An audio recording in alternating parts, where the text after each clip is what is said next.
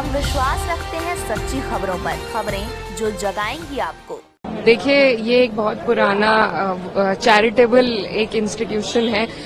वक्फ की जो जमीन है वो कैसे दी जाती है, सबसे पहले ये समझने की जरूरत है। अगर मैं आपको कुछ दे रही हूँ, उसमें कोई तीसरा इंसान, मैं आपको अपनी चैरिटी, अपने मन के हिसाब से आपको कुछ दे रही हूँ, उसमें कोई दूसरा इंसान आपको आके बताए कि आप उसका किस तरीके से इस्तेमाल कर सकते हैं, और सारी की सारी जो पावर्स है वो आप अगर जिला अधिकारी को दे देंगे तो उसमें I don't think it helps anybody and we are totally against it. ये सिर्फ इंटरफेरेंस है, क्योंकि ये सरकार जिस तरीके से इनको मैंडेट मिला है और यूपी में जितनी बड़ी हार मिली है उसी का बदला लेने के लिए सबसे पहले माइनॉरिटीज पर अटैक होता है। और मुझे लगता है अगर इसी तरीके से अटैक हुआ, it's not just an attack on minorities but also on the constitution, on article 14, article 25, article 26, it's a direct attack. So, and it is not just for Muslims. I think all the minorities in the country need to be aware of this government's intent, of their intent to interfere with one's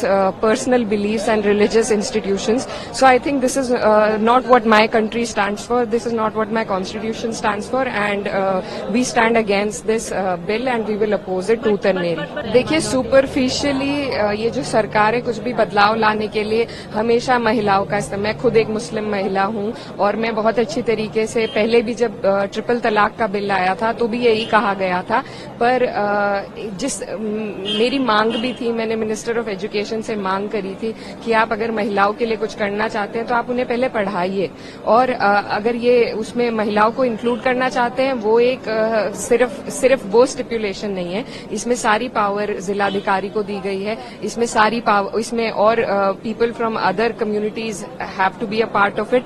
तो इस तरीके के बहुत प्रावधान है, सिर्फ उसको cell किया जा रहा है कि हम विमेन को इसमें इंक्लूड कर रहे हैं। पर जैसा अभी हमने देखा है ट्रिपल तलाक में, अब क्या होता है, there are a lot of abandonment cases. पहले तलाक हो जाते थे, लेकिन अब औरतों को सिर्फ अबैंडन कर दिया गया है, और जो उनके पति हैं वो जेल चले जाते हैं, वो उनके पास वैसे भी उन्हें कुछ उससे फायदा नहीं होता है, तो सुपरफिशियली उसे दिखाने के लिए महिलाओं का वो नाम का इस्तेमाल करते हैं, बट इंटेंट जो उनकी है वो पूरा विपक्ष, पूरा देश और सब लोग समझते हैं, and I think all the minorities of this country are together in it and we will oppose it. Thank you. देखिए, ये एक बहुत पुराना चैरिटेबल एक इंस्टीट्यूशन है। वक्फ की जो जमीन है वो कैसे दी जाती है, सबसे पहले ये समझने की जरूरत है। अगर मैं आपको कुछ दे रही हूँ, उसमें कोई तीसरा इंसान, मैं आपको अपनी चैरिटी, अपने मन के हिसाब से आपको कुछ दे रही हूँ, उसमें कोई दूसरा इंसान आपको आके बताए कि आप उसका किस तरीके से इस्तेमाल कर सकते हैं, और सारी की सारी जो पावर्स है वो आप अगर जिला अधिकारी को दे देंगे तो उसमें I don't think it helps anybody and we are totally against it. ये सिर्फ इंटरफेरेंस है, क्योंकि ये सरकार जिस तरीके से इनको मैंडेट मिला है और यूपी में जितनी बड़ी हार मिली है उसी का बदला लेने के लिए सबसे पहले माइनॉरिटीज पर अटैक होता है। और मुझे लगता है अगर इसी तरीके से अटैक हुआ, it's not just an attack on minorities but also on the constitution, on article 14, article 25, article 26, it's a direct attack. So, and it is not just for Muslims. I think all the minorities in the country need to be aware of this government's intent, of their intent to interfere with one's